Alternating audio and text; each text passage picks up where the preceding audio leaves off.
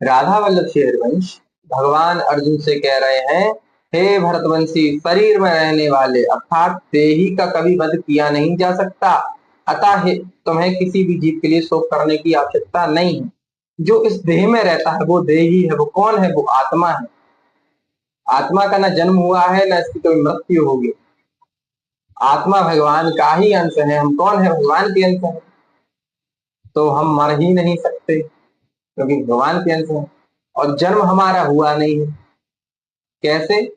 जैसे हम गंगा जी जाएं और एक बाल्टी पानी निकालें, तो क्या हम ये कहते हैं कि गंगा जी का जन्म फिर से हो गया?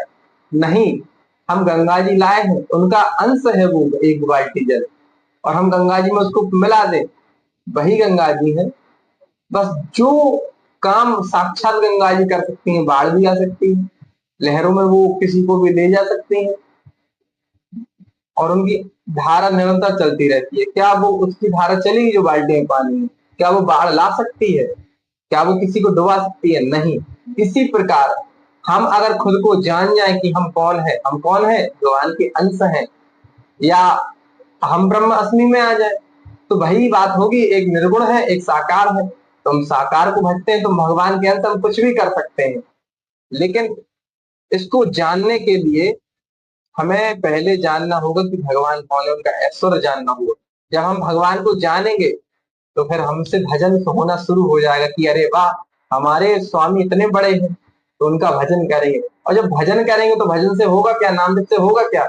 मन निर्मल होगा। और जब मन निर्मल होगा तो भगवान उसी निर्मल मन में अपना साक्षात्कार करा देंगे। हमें उनके स्वरूप का ज्ञान हो जाएगा, उनका दर्शन हो जाएगा, तो बस उन्हीं में हम मिल जाएंगे एक दिन।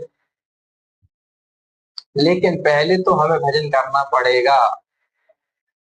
भजन बिना कुछ नहीं होना, है ना?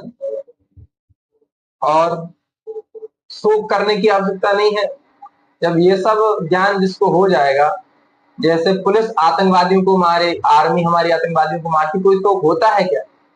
इसी प्रकार, क्योंकि वो आतंकवादी है। भगवान तो सब में है, शुगर में है, आतंकवादी सब में, सियाराम में, सब जगह सब में भगवान है। चीटी से लेके हाथ तक सब में भगवान है। लेकिन जो पापी है उसको मारना उचित है, जो अधर्म करे उसको मारना उचित है। अन्यथा वो सारे संसार में, सारे समाज में गंदगी फैलाएगा, आतंक फैलाएगा। इससे अच्छा है अगर एक से 100 की जान बचे तो एक को मारना उचित है। लेकिन वो अधर्मी होना चाहिए। अधर्मी को मारना पाप नहीं है। नहीं, भगवान कह रहे हैं कि तुम्हें शोक करने की आवश्यकता नहीं है क्योंकि ये लोग अधर्मी। जय सिया राम, राधे श्याम।